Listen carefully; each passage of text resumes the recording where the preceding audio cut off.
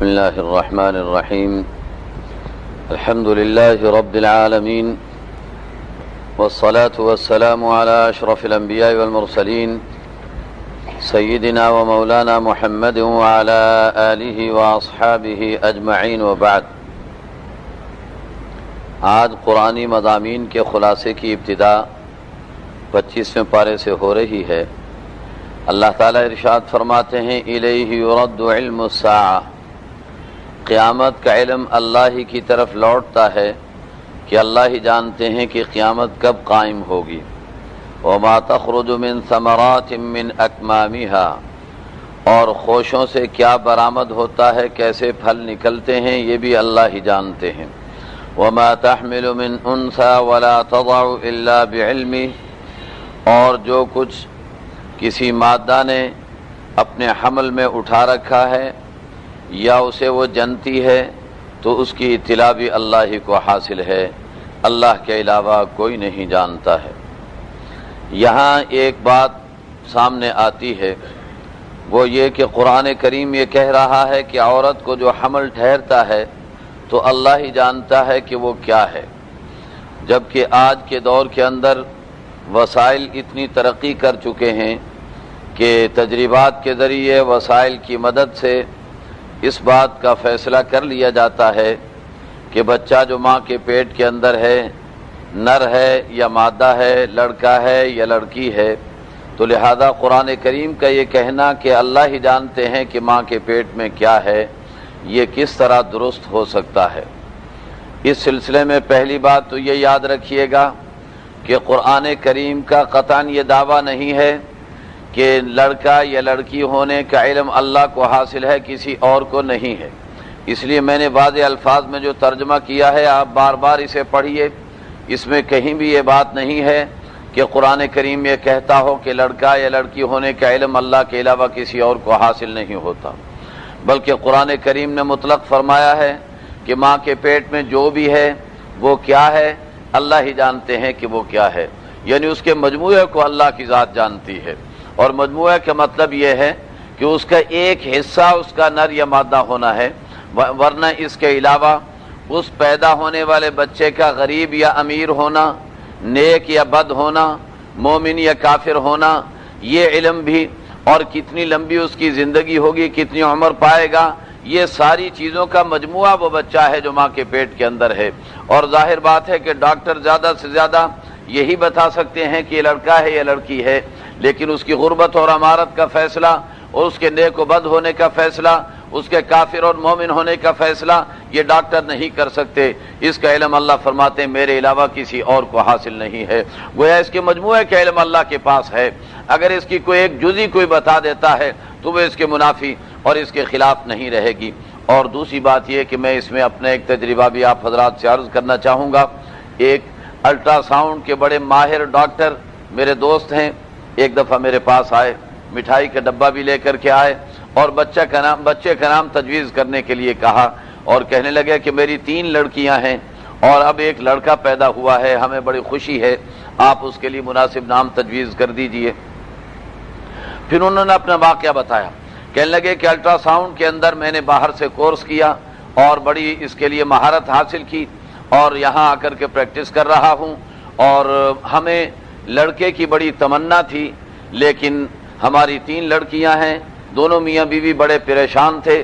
اب کے جو حمل ٹھہرا تو ہماری بڑی دعائیں تھیں کہ ہمیں لڑکا مل جائے، لیکن چونکہ میں الٹرا ساؤنڈ کا ماہر ہوں، اس بنا پر میں مہینے 2 مہینے کے بعد اپنی بیوی کو چیک کرتا یہ دیکھنے کے لیے کہ جو بچہ ہے وہ نر ہے یا مادہ ہے، لڑکا ہے یا لڑکی ہے، کیونکہ الٹرا ساؤنڈ کے ذریعے ہم اس کو متعین کر سکتے ہیں. تو کہنے لگا کہ میں اس کی تحقیق کرتا رہا، دیکھ بھال کرتا رہا، لیکن آخری دم تک وہ کہتا ہے کہ میرا علم یہ بتاتا تھا اور میری مشینیں یہ بتاتی تھی کہ یہ لڑکی ہے، لڑکا نہیں ہے، لیکن جب پیدا ہوا تو لڑکا نکلا، لڑکی نہیں تھی. اس سے معلوم ہوا کہ ڈاکٹر اگر بتاتے بھی ہیں تو اندازہ لگاتے ہیں، حتمی اور یقینی بات نہیں بتا سکتے ہیں، ان کے اندازے غلط بھی ہو سکتے ہیں، اور بعض اوقات زیادہ چانسز اس کے صحیح ہونے کے ہو سکتے ہیں، لیکن ہوتا ہے کہ اندازے کی بات ہوتی ہے، یقینی بات نہیں ہوتی، اور یقینی علم اللہ کے سوا کوئی نہیں رکھتا ہے. بہر صورت قرآن کریم جو بات کہتا ہے برحق اور سچی بات کہہ رہا ہے. وَيَوْمَ يُنَادِيهِمْ أَيْنَ شُرَكَائِي قالوا آذناك ما منا من شہید وضل عنهم ما كانوا يدعون من قبل وظنوا ما لهم من محيص. قرآن کریم یہ کہہ رہا ہے کہ قیامت کے دن میں ان سے پوچھوں گا کہ میرے ساتھ جن کو تم شریک ٹھہراتے تھے وہ کہاں چلے گئے؟ آخر آج کیوں نہیں وہ سامنے آ رہے ہیں؟ وہ یہاں موجود کیوں نہیں ہیں؟ وضل عنهم ما كانوا يدعون من قبل، جن کو اللہ کے علاوہ پکارتے تھے وہ سب گم ہو جائیں گے اور ان لوگوں کو بھلا دیے جائیں گے. وظنوا ما لهم من محيص، اور وہ یہ یقین کر لیں گے کہ آج بچنے کا کوئی راستہ نہیں ہے. لا يسم الانسان من دعاء الخير وإن مسه الشر فيئوس قنوط. قرآن کریم نے انسان کا مزاج اور انسان کی طبیعت کو ذکر فرمایا ہے کہ انسان کا مزاج یہ ہے کہ جب اسے کوئی نقصان پہنچتا ہے تو مایوس ہو کر کے بیٹھ جاتا ہے، اور اگر کچھ آرام و راحت اور عیش کی زندگی میسر آ جائے اور اسے اچھا آرام دہ صورتحال پیدا ہو جائے تو ایسی صورت کے اندر وہ اسے اپنی طرف منسوب کرنا شروع کر دیتا ہے کہ جناب میں نے پرہیز کیا تو میری صحت اچھی ہو گئی، میں نے یہ والا اس انداز پر کاروبار کو ارینج کیا تو مجھے اتنا نفع ہو گیا. گویا اپنے فوائد سارے اپنی طرف منسوب کرتا ہے اور اپنی ذات کی طرف لگانے کی کوشش کرتا ہے. اور پھر کیا کہتا ہے؟ وما اظن الساعة قائمة، کہتا ہے کہ جی قیامت تو کوئی نہیں ہوگی، بس یہی زندگی ہے. یہی بابر بعیش کوش کے عالم دوبارہ نیس. بابر کا مقولہ مشہور ہے کہ عیاشی کر لو جتنی کرنی ہے اس دنیا کے اندر، یہ دنیا دوبارہ نہیں آئے گی. وما اظن الساعة قائمة، کیا کہتا ہے انسان کہ قیامت نہیں آئے گی. ولئن رجعت الى ربی ان لی عنده للحسنى، اور پھر کیا کہتا ہے کہ دیکھو جی اللہ نے مجھے دنیا میں مال و دولت دے رکھا ہے نا، اگر تمہارے کہنے کے مطابق قیامت ہے اور مرنے کے بعد زندگی ہے تو جیسے اللہ نے مجھے دنیا میں پیسہ دے رکھا ہے وہاں بھی مجھے ایسے ہی مل جائے گا. فلننبئن الذین کفروا بما عملوا، اللہ فرماتے ہیں ان کافروں بے ایمانوں کو ہم سب بتا دیں گے. ولنذیقنہم من عذاب غلیظ، اور اپنا بڑا سخت قسم کا عذاب ان پر اتاریں گے. وَإِذَا أَنْعَمْنَا عَلَى الْإِنسَانِ أَعْرَضَ وَنَأَىٰ بِجَانِبِهِ، جب انسان پر ہم کوئی نعمت اتارتے ہیں تو یہ روگردانی کرتا ہے، ہم سے رخ پھیر کر کے بیٹھ جاتا ہے. وَإِذَا مَسَّهُ الشَّرُّ فَذُو دُعَاءٍ عَرِيضٍ، جب کوئی مصیبت آتی ہے تکلیف آتی ہے تو پھر لمبی لمبی دعائیں مانگنے لگ جاتا ہے اور پھر رو رو کر کے مجھ سے مطالبے شروع کر دیتا ہے. قل ارائیتم ان کان من عند اللہ ثم کفرتم به من اضل ممن هو فی شقاق بعید. آگے اللہ فرماتے ہیں سنریہم آیاتنا فی الآفاق، کائنات کے اندر ہم اپنے دلائل ان کو دکھائیں گے. وفی انفسہم، ان کی اپنے نفسوں کے اندر بھی اپنے دلائل ظاہر کریں گے اور اپنی نشانیاں دکھائیں گے. حتی یتبین لهم انہ الحق، انہیں پتہ چل جائے گا کہ جو کچھ قرآن کہہ رہا ہے برحق اور سچی باتیں کر رہا ہے. اولم یکفی بربک انہ علی کل شیء شہید، کیا تمہیں اپنے رب کی اتنی بات کافی نہیں کہ وہ رب ہر بات کو جانتا ہے اور جان کر یہ ساری باتیں کہہ رہا ہے. الا انہم فی مریۃ من لقاء ربہم، سنو یہ رب سے ملاقات کے بارے میں شکوک و شبہات میں مبتلا ہیں. الا انہ بکل شیء محیط، اور یہ بھی یاد رکھو کہ اللہ نے ہر چیز کا احاطہ کیا ہوا ہے. اس کے بعد سورہ شورا شروع ہو رہی ہے. شورا مشورے کو کہا جاتا ہے، اور قرآن کریم کی اس سورت کے اندر اہل ایمان کے مشورہ کرنے کا خاص طور پر تذکرہ ہے کہ وہ اپنی زندگی کے اندر مشورے کو ایک خاص حیثیت دیتے ہیں. اس بنا پر سورت کا نام شورا رکھا گیا ہے. ابتدا کے اندر قرآن کریم کے حقانیت کو بیان کرتے ہوئے فرمایا کذالک یوحی الیک وإلی الذین من قبلک اللہ العزیز الحکیم. اللہ نے پہلے نبیوں پر بھی وحی اتاری، آپ پر بھی وحی اتاری کہ اللہ بڑے زبردست ہیں اور بڑی حکمتوں والے ہیں. لہ ما فی السماوات و ما فی الارض، آسمان و زمین کی ملکیت اللہ کی. وَهُوَ الْعَلِيُّ الْعَظِيمُ، وہ اللہ بڑے زبردست اور بڑی عظمتوں والے. تَكَادُ السَّمَاوَاتُ يتفطرن من فوقهن والملائکۃ یسبحون بحمد ربهم ویستغفرون لمن فی الارض، آسمان پھٹنے جیسا ہو رہا ہے اور فرشتے اللہ کی تسبیح و تحمید میں لگے ہوئے ہیں اور زمین والوں کے لیے استغفار کر رہے ہیں.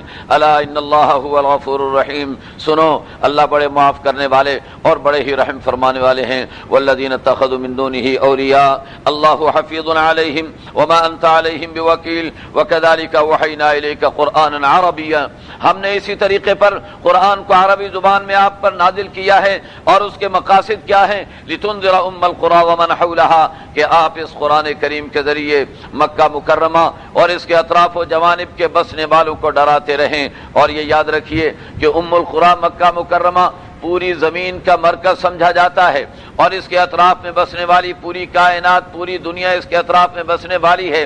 اس سے یہ ثابت ہوتا ہے کہ قرآن کریم کا پیغام بین الاقوامی پیغام ہے، عالمی پیغام ہے۔ جس طریقے پر محمد علیہ السلام پوری دنیا کے امام اور پوری دنیا کے رسول ہیں، اسی طریقے پر آپ کی لائی ہوئی کتاب پوری دنیا کی ہدایت کی کتاب ہے۔ وَتُنذِرَ يَوْمَ الْجَمْعِ لَا رَيْبَ فِيهِ فَرِيقٌ فِي الْجَنَّةِ وَفَرِيقٌ فِي السَّعِيرِ۔ پھر دوسرا ضابطہ اللہ بیان فرما رہے ہیں، وَلَوْ شَاءَ اللَّهُ لَجَعَلَهُمْ أُمَّةً وَاحِدَةً وَلَكِنْ يُدْخِلُ مَن يَشَاءُ فِي رَحْمَتِهِ وَالظَّالِمُونَ مَا لَهُم مِّن وَلِيٍّ وَلَا نَصِيرٍ۔ اللہ اگر چاہتے تو ساری دنیا کو ایک ہی طریقے پر چلا دیتے، ساری دنیا کے اندر سارے مسلمان بنا دیتے، کسی کو کافر نہ رہنے دیتے، کسی کو بد کردار اور غلط کار نہ رہنے دیتے، سب کو ایمان والے نیک اور صالح بنا دیتے۔ اللہ کے لیے کوئی ناممکن نہیں تھا، لیکن اللہ فرماتے ہیں کہ دنیا کے اندر ہم نے انسانوں کے اعمال پر قیامت میں حساب و کتاب کا فیصلہ کر رکھا ہے۔ اگر نیک ہم نے ہی بنانا ہے تو پھر حساب و کتاب کا کیا مطلب ہے، پھر جزا و سزا کا کیا مطلب ہے؟ جزا و سزا تو تب ہوگا جب یہ انسان اپنے اختیار سے فیصلے کرے، اپنے اختیار سے عمل کرے اور اللہ اس کی گرفت اور اس کی پکڑ فرمائے، تب جا کر جزا اور سزا ہوگی۔ اس لیے اللہ فرماتے ہیں ہم کسی کو زبردستی مسلمان نہیں بناتے اور کسی کو زبردستی نیک اور صالح نہیں بناتے، بلکہ ہم تو راستہ دکھاتے ہیں۔ وَلَكِنْ يُدْخِلُ مَن يَشَاءُ فِي رَحْمَتِهِ، اللہ چاہتے ہیں جسے چاہتے ہیں اپنی رحمت میں داخل کرتے ہیں۔ وَالظَّالِمُونَ مَا لَهُم مِّن وَلِيٍّ وَلَا نَصِيرٍ، ظالموں کا کوئی مدد کرنے والا قیامت میں نہیں ہو سکے گا۔ اس کے بعد اللہ رب العزت نے بتایا کہ اللہ رب العزت نے فاطر السماوات والارض، آسمان و زمین کا پیدا کرنے والا، جعل لکم من انفسکم ازواجا، اس اللہ نے تمہارے جوڑے بنا دیے، تمہاری بیویاں بنا دی اور بیویوں کے لیے شوہر بنا کر تمہاری جنسی تسکین کا سامان بھی بنا دیا اور تمہارے گھر گھرستی کی آبادی کی صورت بھی پیدا فرما دی۔ ومن الانعام ازواجا، اور پھر جانور چوپایوں کے جوڑے بھی اللہ نے بنا دیے۔ یذرؤکم فی، وہ اللہ اس دنیا کے اندر تمہاری نسلوں کو چلا رہے ہیں۔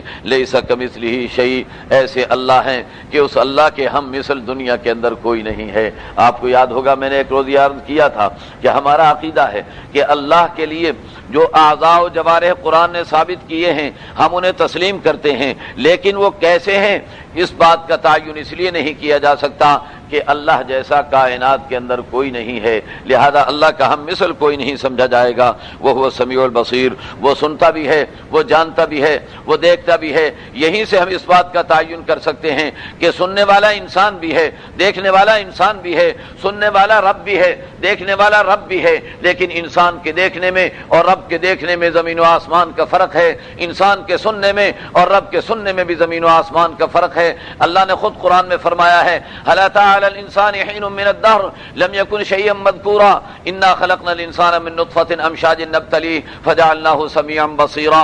انسان کو بھی اللہ نے سمیع و بصیر کہا، اللہ خود بھی سمیع و بصیر اپنے آپ کو کہتے ہیں۔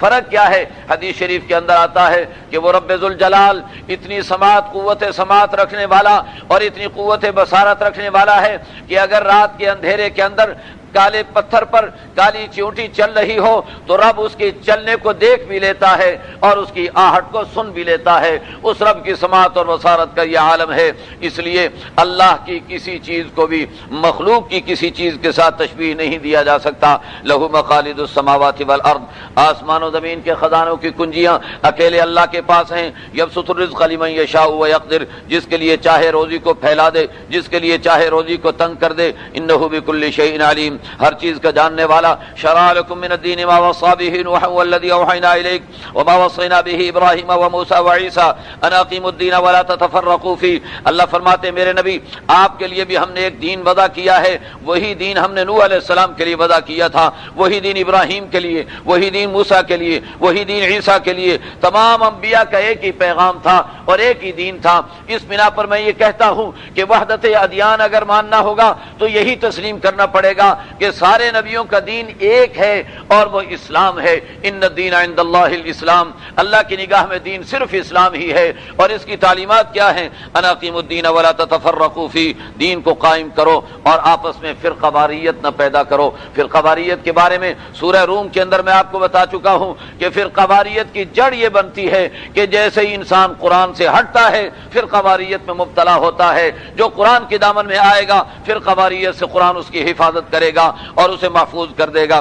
کبر علی المشرکین ما تدعوہم الیہ، مشرکوں پر یہ بات آپ کی بڑی بھاری لگتی ہے۔ اللہ یجتبی الیہ من یشاء ویہدی الیہ من ینیب، پھر اللہ فرماتے ہیں فرقہ واریت کی اللہ نے اسباب بھی بیان فرما دیے۔ وما تفرقوا الا من بعد ما جاءهم العلم بغيا بينهم، انہوں نے فرقہ واریت کیسے پیدا کی؟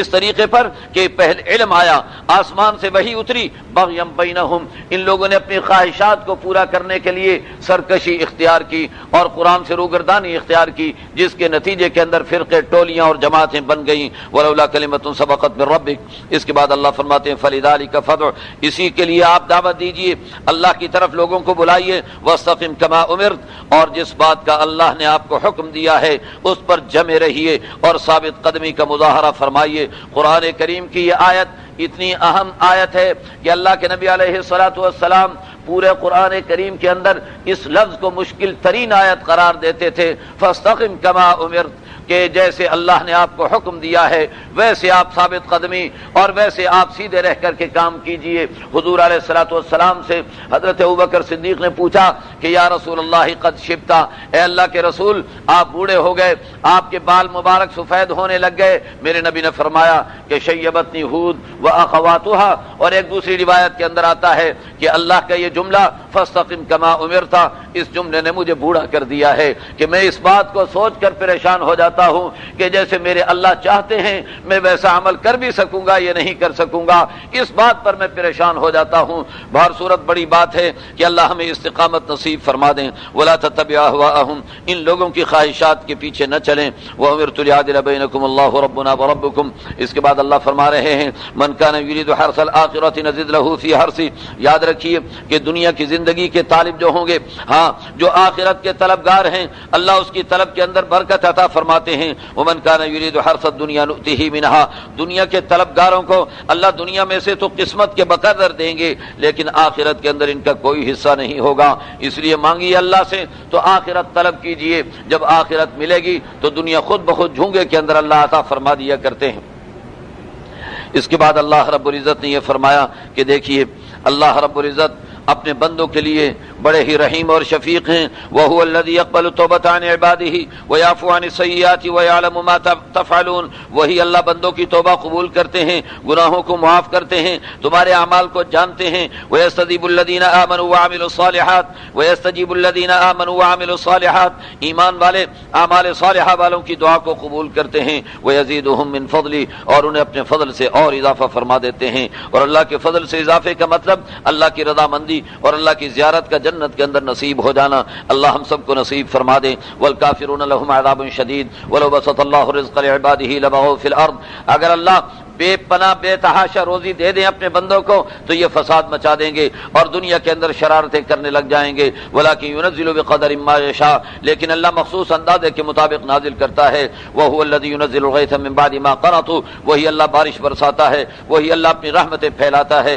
اور پھر اللہ کی نشانیاں، اللہ کی قدرت کے دلائل، آسمان و زمین کو پیدا کر دینا اور آسمان و زمین کے اندر جانور چوپائے پیدا کر دینا۔ وهو على جمعهم اذا يشاء قدیر، وہ جب چاہے گا ان کو دوبارہ زندہ کر لے گا اور جمع کر لے گا۔ یاد رکھیے جو مشکلات آتی ہیں، مشکلات انسان کے اپنے کرتوتوں کا نتیجہ ہوتی ہیں۔ وما اصابکم من مصیبۃ فبما کسبت ایدیکم ویعفو عن کثیر، اور بہت سے تمہارے گناہ تو اللہ معاف کر دیتے ہیں، اس پر تو پکڑ بھی نہیں کرتے۔ وما انتم بمعجزین فی الارض، پھر اللہ رب العزت نے بیان کیا اور اللہ رب العزت نے بتایا کہ اللہ کے برگزیدہ بندے جو اللہ پر توکل کرنے والے کیسے ہوا کرتے ہیں۔ یہ لوگ کبیرہ گناہوں سے اپنے آپ کو بچایا کرتے ہیں، بے حیائی کی باتوں سے اپنے آپ کو بچایا کرتے ہیں۔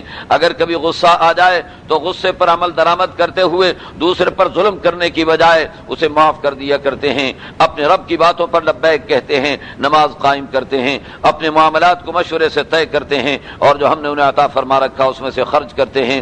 جب ان کے ساتھ زیادتی کی جائے تو یہ اگر بدلہ لیں بھی تو اتنا ہی لیتے ہیں جتنی کہ ان کے ساتھ زیادتی کی گئی ہوتی ہے، اور پھر اللہ رب العزت ظلم کرنے والوں کو تو پسند بھی نہیں کیا کرتے۔ اس سے بات واضح ہو جاتی ہے کہ مشورہ کیا ہوتا ہے اور مشورہ کسے کہا جاتا ہے اور مشورے کے اہل کون لوگ ہیں، کون لوگ ہیں جو اہل شورا کہلا سکتے ہیں۔ ان کی صفات یہاں پر قرآن کریم نے اس سورت کے اندر، سورہ شورا کے اندر آیت نمبر 37، 38، 39 اور 40 کے اندر اللہ رب العزت نے مشورہ اور مشورے کے آداب اور مشورہ کرنے والے افراد کی حیثیت اور ان کی صلاحیتوں کو بیان فرما دیا ہے۔ اور پھر اللہ نے فرمایا وَلَمَنْ صَبَرَ وَغَفَرَ إِنَّ ذَلِكَ لَمِنْ عَزْمِ الْأُمُورِ، صبر کرنے والے، معاف کرنے والے، یہ بہت بڑے لوگ ہیں، اس لیے کہ یہ کام بہت اونچا اور بہت بڑا ہے۔ پھر اللہ رب العزت نے بتایا کہ دیکھو اس کائنات کے اندر جو کچھ ہو رہا ہے اللہ کی حکمرانی سے ہو رہا ہے۔ للہ ملک السماوات والارض یخلق ما یشاء،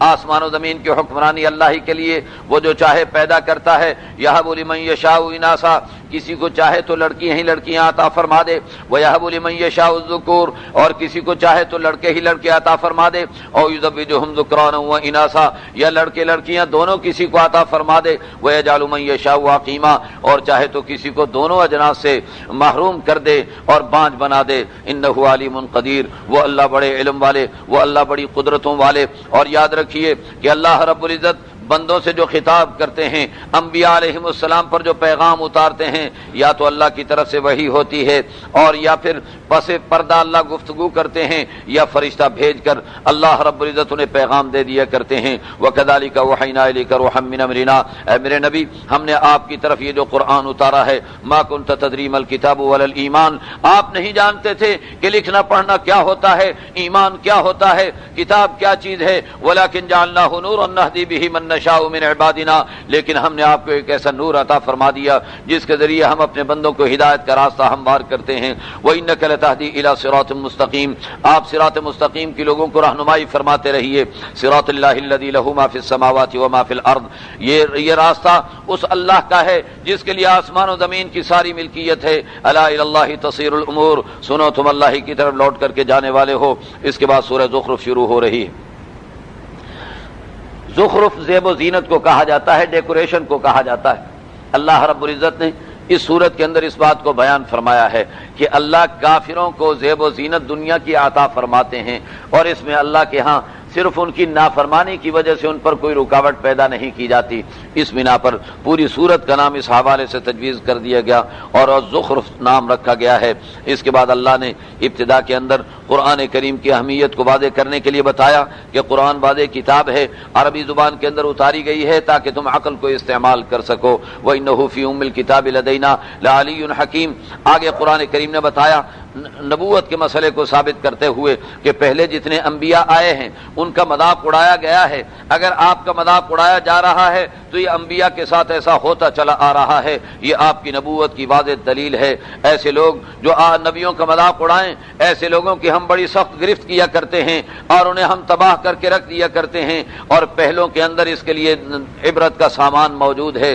پھر اللہ نے آسمان و زمین کے اندر کائناتی شواہد اپنی قدرت کے بیان فرمائے، اور پھر اللہ رب العزت نے تعلیم دی کہ تم پر اللہ نے کتنے انعامات کر رکھے ہیں۔ خاص طور پر اس انعام کا اللہ نے تذکرہ کیا کہ تمہاری سواریاں جن پر تم سوار ہوتے ہو، تمہاری کشتیاں جو پانی کے اندر تم چلاتے ہو، آخر بتاؤ یہ ساری تمہارے قابو میں اور تمہارے اختیار میں کس نے کر دی ہیں؟ یہ ایک اللہ ہے جس نے تمہارے لیے مسخر ان کو کر دیا ہے۔ لہذا جب تم سواری پر سوار ہو تو اللہ کی نعمت کو یاد کرتے ہوئے کہا کرو سبحان الذی سخر لنا ھذا، پاک ہے وہ ذات جس نے اس سواری کو ہمارا تابع بنا دیا۔ وما كنا له مقرنین، ہم تو اسے اپنے قابو میں نہیں کر سکتے تھے۔ وإنا إلى ربنا لمنقلبون، اور ہم اپنے رب کی طرف ہی لوٹ کر چلے جائیں گے۔ آیت نمبر 13 کا کچھ حصہ اور آیت نمبر 14 یہ وہ دعا ہے جو سواری پر سوار ہوتے وقت پڑھی جاتی ہے۔ اس کے بعد اللہ رب العزت نے ان لوگوں کی مذمت فرمائی ہے جو اللہ کے لیے اولاد کو ثابت کرتے ہیں، خاص طور پر مشرکین مکہ جو فرشتوں کو اللہ کی بیٹیاں قرار دیتے تھے، اس کی مذمت اللہ رب العزت نے فرمائی۔ اور پھر مشرکین مکہ کا ایک دیرینہ اعتراض، اہل باطل کا دیرینہ اعتراض، اسے بھی اللہ نے اٹھایا ہے، اور وہ اعتراض ان لوگوں کا یہ تھا کہ یہ قرآن صرف یہ نبی ہی کیوں بیان کرتا ہے، ہمیں کیوں نہیں قرآن بیان کرنے کا اختیار دے دیا جاتا؟ جیسے ہمارا یہ مطالبہ ہوتا ہے نا کہ مخصوص افراد ہی کیوں اس موضوع پر گفتگو کرتے ہیں، ہمیں کیوں نہیں موقع دے دیا جاتا؟ دیکھیے موقع نبی کو موقع اس لیے ملتا کہ اس پر وحی اترتی ہے، اور علماء کو موقع اس لیے ملتا ہے کہ وہ زندگیاں لگا کر قرآن کو سمجھتے ہیں، تب جا کر کے انہیں قرآن پر ماہرانہ رائے دینے کا موقع دیا جاتا ہے۔ لیکن جس کی زندگی قرآن پر نہ لگی ہو وہ ماہرانہ رائے کیسے قرآن کے بارے میں دے سکتا ہے؟ اس بنا پر ہر دور کا باطل یہ کہتا رہا کہ صاحب یہ مخصوص افراد کیوں ہیں؟ اللہ تعالیٰ فرما رہے ہیں کہ کافر کیا کہہ رہے تھے؟ لولا نزل هذا القرآن على رجل من القريتين عظيم، آخر محمد علیہ السلام جیسے غریب انسان پر ہی اللہ نے قرآن کیوں اتارا؟ یہ مکہ اور طائف کے بڑے بڑے لوگ اور بڑے بڑے سردار موجود تھے، ان سرداروں پر کیوں نہیں قرآن اتر آیا؟ یہ آگے لوگوں کو بتاتے۔ اہم یقسمون رحمت ربک، اللہ فرماتے ہیں کیا یہ اللہ کی رحمت کو تقسیم کرنے کی ذمہ داری انہوں نے لے رکھی ہے؟ اللہ فرماتے رحمت میری تو تقسیم بھی میں ہی کروں گا، تم نے فیصلہ نہیں کرنا ہے۔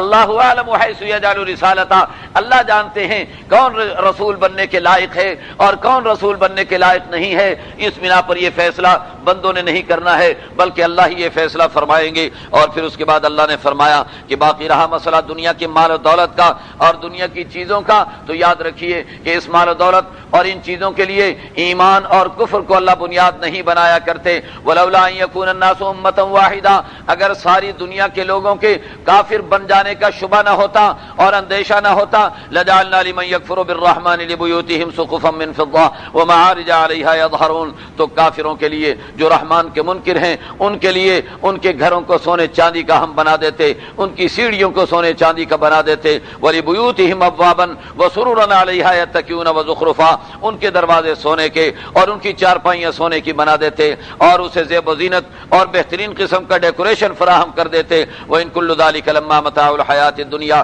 آج دیکھ لیجئے آج دنیا والے امریکہ اور یورپ کی چکا چون ترقی کو دیکھ کر کے کتنے پھسلتے چلے جا رہے ہیں، کتنے لوگ ہیں جن کا ایمان ان کے ہاتھوں سے نکلتا چلا جا رہا ہے۔ اللہ فرماتے ہیں دنیا والو سنو، یہ مال و دولت اور یہ چیزیں کسی کے حق ہونے کی علامت نہیں ہوا کرتی، حقانیت کی علامت تو دلائل ہیں جو قرآن و حدیث کے ذریعے انسان کو میسر آتے ہیں۔ اس کے بعد اللہ رب العزت نے بتایا کہ وَمَن يَعْشُ عَن ذِكْرِ الرَّحْمَنِ نُقَيِّضْ لَهُ شَيْطَانًا، جو اللہ کے ذکر سے غافل ہو جائے شیطان کو اس پر ہم مسلط کر دیا کرتے ہیں اور پھر شیطان اسے اپنے راستے سے ہٹا دیتا ہے۔ اور اللہ رب العزت نے یہ بتایا کہ یاد رکھیے کہ قیامت کے دن، جب یہ قیامت کے دن اللہ کے دربار میں حاضر ہوں گے تو وہاں پر یاد رکھیے کہ ان کے معبودان باطل ان کے کسی کام نہیں آ سکیں گے۔ افانت تسمع الصم وتهدي العمي ومن كان في ضلال مبين، میرے نبی کیا آپ بہروں کو سنا سکتے ہیں، اندھوں کو دکھا سکتے ہیں؟ جو گمراہی کے اندر پڑے ہوئے ہیں آپ انہیں ہدایت پر لا ہی نہیں سکتے۔ فَإِمَّا نَذْهَبَنَّ بِكَ فَإِنَّا مِنْهُمْ مُنْتَقِمُونَ أَوْ نُرِيَنَّكَ الَّذِي وَعَدْنَاهُمْ فَإِنَّا عَلَيْهِمْ مُقْتَدِرُونَ، ہم میں بڑی قدرت ہے، ہم چاہیں تو ان سے انتقام لے لیں، چاہے تو ان پر عذاب اتار دیں، لہذا آپ کا کام کیا ہے؟ فَاسْتَمْسِكْ بِالَّذِي أُوحِيَ إِلَيْكَ، جو قرآن آپ پر اترا ہے اس کی پابندی کیجئے، اسے مضبوطی سے تھام لیجئے۔ إِنَّكَ عَلَى صِرَاطٍ مُسْتَقِيمٍ وَإِنَّهُ لَذِكْرٌ لَكَ وَلِقَوْمِكَ، یہ قرآن کریم آپ کے لیے بھی اعزاز کی بات ہے اور آپ کی قوم کے لیے بھی اعزاز کی بات ہے۔ اور اس کا مفہوم یہ بھی ہو سکتا ہے کہ اس قرآن کریم کے اندر آپ کا تذکرہ بھی موجود ہے، آپ کی قوم کا تذکرہ بھی موجود ہے۔ وَسَوْفَ تُسْأَلُونَ، اور ان قریب تم اس بات کو جان لوگے۔ پھر حضرت موسیٰ علیہ السلام اور ان کی دعوت کا تذکرہ اور اس کے مقابلے میں فرعون کے انتہائی متکبرانہ انداز کو ذکر کر کے اللہ نے اس کی ہلاکت کا تذکرہ فرمایا۔ پھر عیسیٰ علیہ السلام کا تذکرہ اور جو لوگوں نے انہیں اللہ کا شریک ٹھہرایا تھا اس کو ذکر کر کے اللہ نے یہ بتایا ہے ان هو الا عبد انعمنا علیہ، عیسیٰ علیہ السلام میرے بیٹے نہیں بلکہ میرے بندے ہیں، میں نے ان پر نعمتیں اتاری ہیں اور انہیں بنی اسرائیل کے لیے ایک مثال بنا کر کے پیش کیا ہے۔ پھر اللہ نے فرمایا کہ دنیا میں دوستیاں ہوا کرتی ہیں لیکن دوستی وہ جو دائمی طور پر کام آیا کرے۔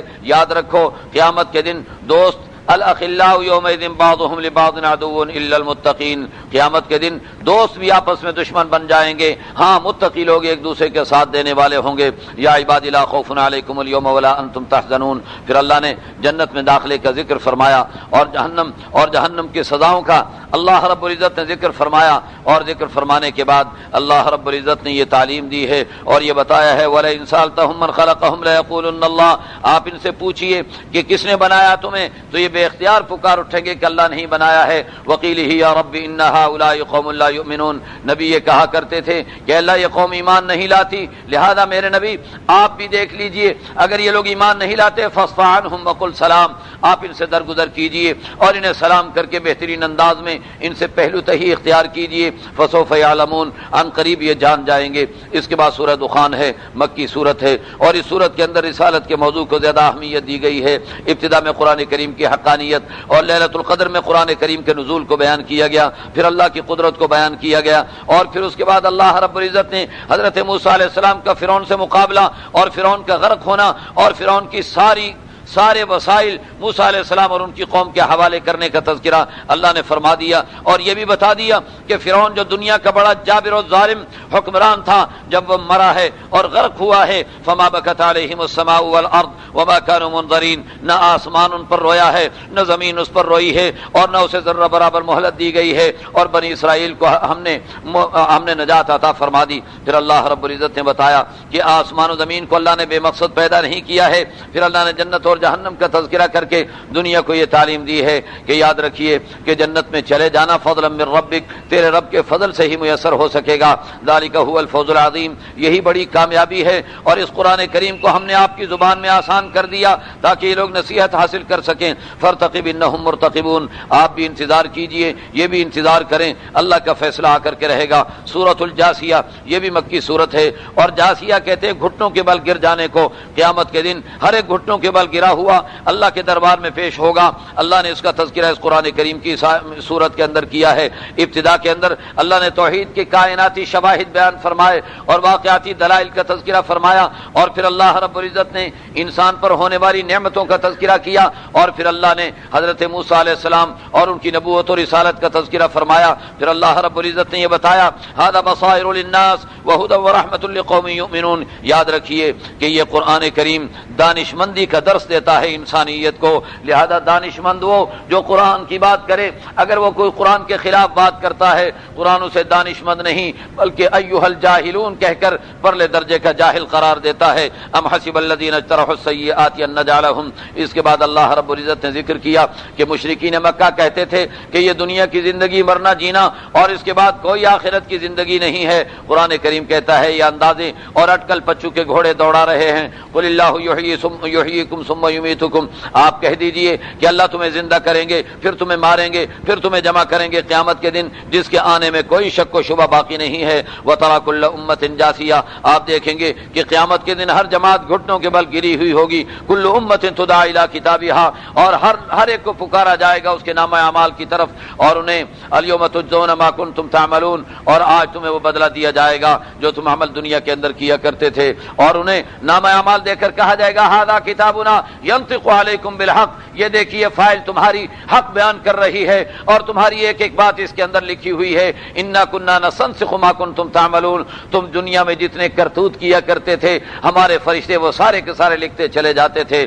پھر اللہ نے دو جماعتوں کا تذکرہ کیا. جس طریقے پر دنیا میں حق و باطل کی جماعت، خیر و شر کی جماعت، ایمان اور کفر کی جماعت چل رہی ہے، یہی دو جماعتیں قیامت کے دن جب انہیں متفرق کیا جائے گا، ایک جماعت کا راستہ جنت ہوگا اور کامیابی ہوگی، اور دوسری جماعت کا راستہ جہنم اور ناکامی و نامرادی ہوگی. دونوں کا تذکرہ اللہ نے کر دیا، اور اللہ فرماتے ہیں کہ ان لوگوں کو ناکامی اور نامرادی کیوں اٹھانی پڑے گی؟ ذالکم بانکم اتخذتم آیات اللہ ہزوا، اللہ ان سے کہیں گے کہ تم نے اللہ کی آیتوں کا مذاق اڑایا تھا. وغرتکم الحیات الدنیا، اور دنیا کی زندگی نے تمہیں دھوکے میں ڈالا ہوا تھا. فالیوم لا یخرجون منها ولا هم یستعتبون، آج نہ جہنم سے ان کو نکالا جائے گا نہ ہی ان کی تکلیف کو دور کیا جائے گا. فللہ الحمد رب السماوات ورب الارض رب العالمین، تو آسمان و زمین کے رب کے لیے ساری تعریفیں، رب العالمین کے لیے ساری تعریفیں. وَلَهُ الْكِبْرِيَاءُ فِي السَّمَاوَاتِ وَالْأَرْضِ، اور آسمان و زمین کی ساری بڑائیاں بھی اس اللہ کے لیے. وَهُوَ الْعَزِيزُ الْحَكِيمُ، وہ اللہ بڑے زبردست ہیں اور بڑی ہی حکمتوں والے ہیں.